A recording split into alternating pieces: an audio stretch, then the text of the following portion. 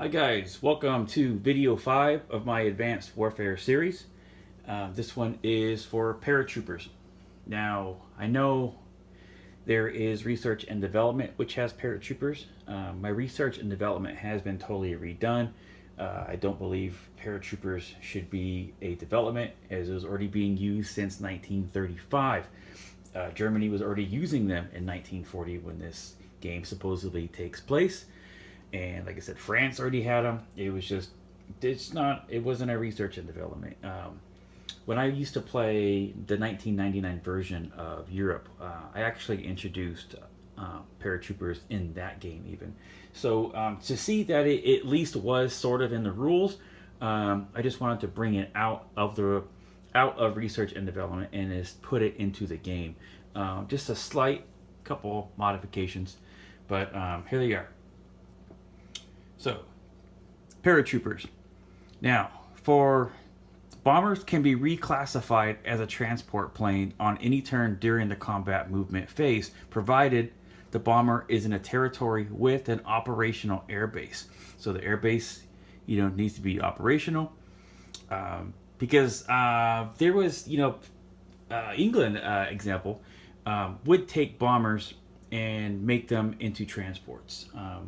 I'm sure United Kingdom wasn't the only one, but that's just an example. So I imagine that would have to take place at an air base, right? The pilot and co-pilot navigator aren't going to park the bomber in some field and break it down and then have everybody hop in, right? I'm sure there's some things have to go into the plane, so I assume, hey, it has to be at an air base for this to happen. Okay. And then also, in addition to that, so after you do that, the transport plane is automatically reverted back to a bomber at the collect income phase. Okay, transport planes move 7. That includes the +1 for an airbase, because if it's not coming from an airbase, you do not have a transport. Okay, transport planes must originate from a territory with an operational airbase. That's just reiteration of the base rules. Infantry units to be transported must already be in the territory with the transport plane, meaning there is no picking up and going like the normal naval transport.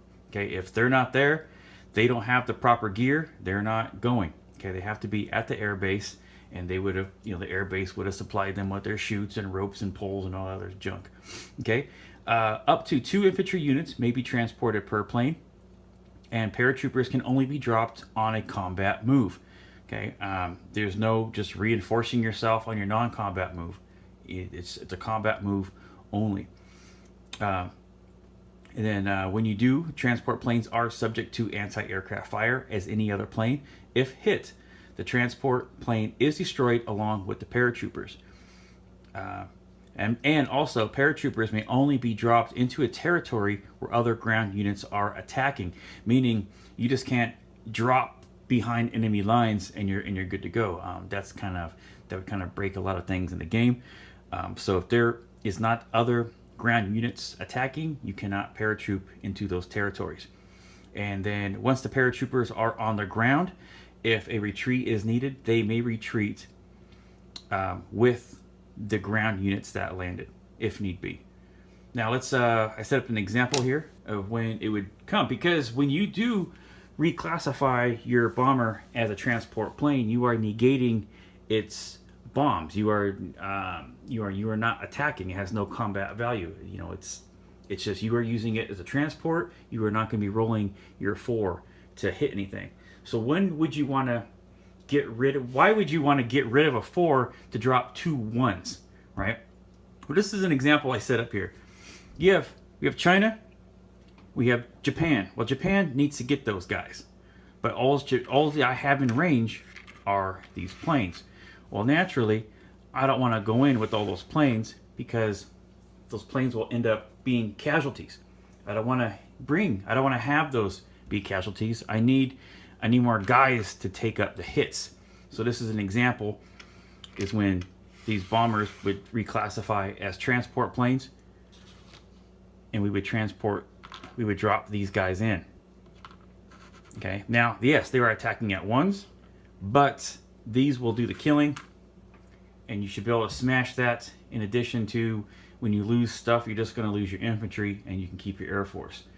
That's an example when paratroopers would be crucial for a battle. It doesn't happen often, but like I said, when it does happen, it is necessary.